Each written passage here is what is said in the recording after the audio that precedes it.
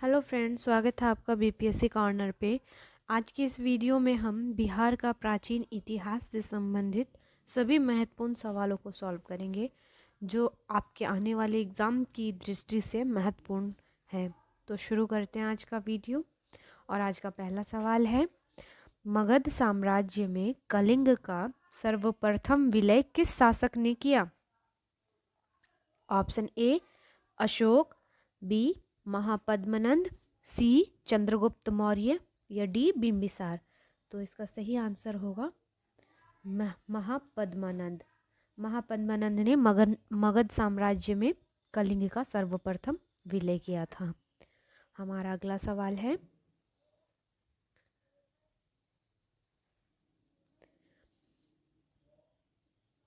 बिहार क्षेत्र की चर्चा सर्वप्रथम किस में मिलता है? ऑप्शन ए शतपथ ब्राह्मण, बी सामवेद, सी वायु पुराण या डी अथर्ववेद। तो बिहार क्षेत्र की चर्चा सर्वप्रथम शतपथ ब्राह्मण में मिलता है। ऑप्शन ए इसका सही जवाब है। अगला सवाल है,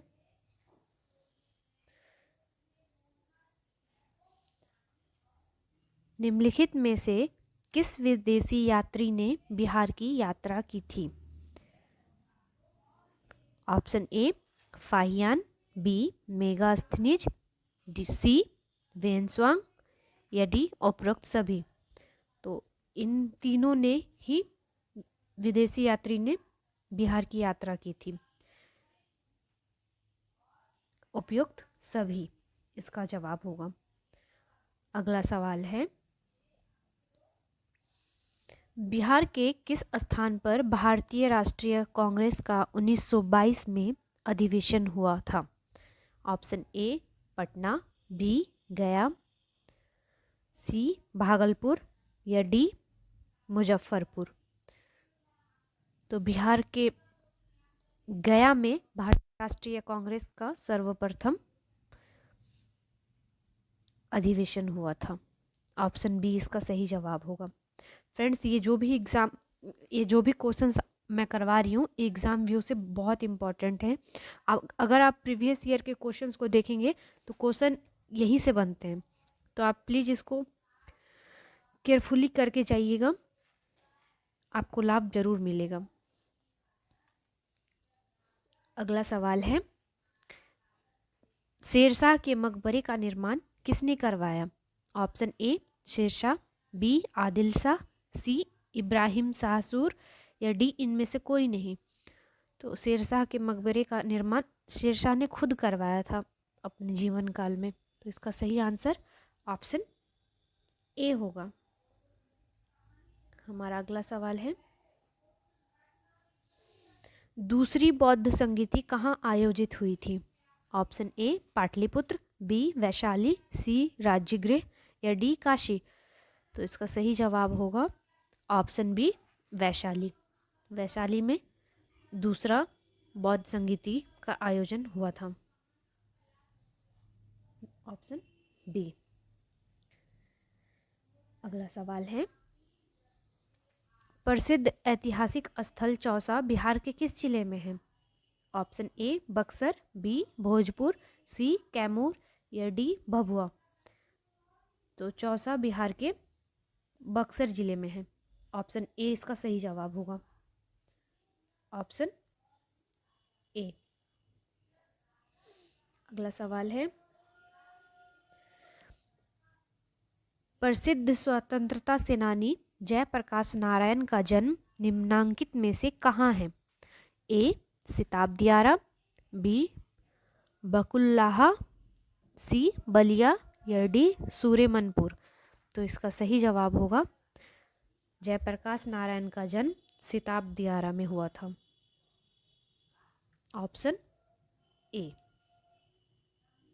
अगला सवाल है, मोस्ट इम्पॉर्टेंट है, पटना के गोलघर की स्थापना किसने की थी? ऑप्शन है ए जॉन गोस्टिन, बी विलियम टेलर, सी बेकम या डी विलियम फ्रैंक।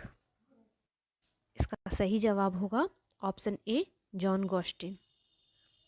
पटना के गोलघर का निर्माण किया था। अगला सवाल है, पूर्वी चंपारण जिले में केसरिया नामक स्थान से निम्नलिखित में से किस धर्म से संबंधित पुरातात्विक साक्ष्य प्राप्त हुए हैं? ऑप्शन ए जैन धर्म, बी बौद्ध धर्म, सी पाशुपत धर्म या डी उपयुक्त सभी। तो इसका सही जवाब होगा बौद्ध धर्म, ऑप्शन बी। पूर्वी चंपारण से बौद्ध धर्म से संबंधित पुरातात्विक साक्ष्य मिले हैं। अगला सवाल है, 1912 ईस्वी में बिहार में सर्वप्रथम कांग्रेस का अधिवेशन निम्नांकित में से कहां पर आयोजित हुआ था? ऑप्शन ए बांकीपुर, बी गया, सी रामगढ़ या डी पूर्वी चंपारण। तो इसका सही जवाब होगा बिहार में कांग्रेस का सर्वप्रथम अधिवेशन बांकीपुर में हुआ था, ऑप्शन ए बांकीपुर में हुआ था। अगला सवाल है, निम्नलिखित में से किसका संबंध चंपारण सत्याग्रह से नहीं था? Option A Jayaprakash Narayan, B Rajendra Prasad, C Anugrah Narayan Singh या डी ब्रज किशोर प्रसाद। तो इसका सही जवाब होगा चंपारण सत्याग्रह से संबंध जयप्रकाश नारायण का नहीं था। ये 67वीं में आया हुआ क्वेश्चन है, ऑप्शन ए इसका सही जवाब होगा। अगला सवाल है, गांधी जी किसके आग्रह पर चंपारण आए थे? Option A Rajkumar Shukla, B Rajendra Prasad, C Sachchidanand Sinha या डी मजहरुल हक। तो राजकुमार शुक्ल के आग्रह पर गांधी जी सर्वप्रथम पटना आए थे, ऑप्शन ए इसका सही जवाब होगा। अगला सवाल है, 1942 के आंदोलन के दौरान बिहार के किस जिले को कुख्यात जिला घोषित किया गया था? Option A Shahabad, B Munger, C Bhojpur या डी सारण। तो इसका सही जिला होगा ऑप्शन डी सारण। सारण को कुख्यात जिला घोषित किया गया था। अगला सवाल है, बिहार में धातु प्रस्तर युगीन अवशेष मिले हैं? ए लौरिया अरेराज, बी लौरिया नंदनगढ़, सी रामपुरवा या डी उपयुक्त सभी से। उपयुक्त होगा, यहाँ पे थोड़ा टाइपिंग एरर है। तो इसका सही जवाब होगा ऑप्शन डी, उपयुक्त सभी स्थानों से धातु प्रस्तर युगीन अवशेष मिले हैं, ऑप्शन डी। अगला सवाल है, पाल शासकों के बारे में जानकारी मिलती है? ऑप्शन ए देवपाल के मुंगेर अभिलेख से, बी नारायण पाल का भागलपुर ताम्रपत्र अभिलेख से, महिपाल प्रथम के नालंदा एवं मुजफ्फरपुर अभिलेख से या डी उपयुक्त में से सभी। तो इसका सही जवाब होगा पाल शासकों के बारे में जानकारी उपयुक्त सभी से हमें प्राप्त होती है, ऑप्शन डी इसका सही जवाब होगा। अगला सवाल है, बिहार के लिए सर्वाधिक प्राचीन साहित्यिक स्रोत है? ए अथर्ववेद, बी आरण्यक, सी उपनिषद या डी सामवेद। तो इसका सही जवाब होगा बिहार का प्राचीन साहित्यिक स्रोत अथर्ववेद से प्राप्त होता है, ऑप्शन ए। अगला सवाल है, बिहार में स्थित महाजनपदों के बारे में जानकारी मिलती है?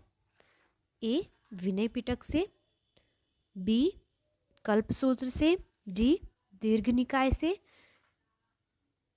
या डी अंगुत्तर निकाय से। तो इसका सही जवाब होगा ऑप्शन डी अंगुत्तर निकाय से। अगला सवाल है, बिहार में बड़े पैमाने पर उत्खनन कार्य करवाने वाला तथा कई प्राचीन स्थलों की खोज करने वाले पुरातत्ववेत्ता थे? Option A M Wheeler, B Dayaram Sahni, C William Jones या डी कनिंघम। तो बिहार में बड़े पैमाने पर उत्खनन कार्य करवाने वाले कनिंघम थे, ऑप्शन डी इसका सही जवाब होगा ऑप्शन डी, कनिंघम।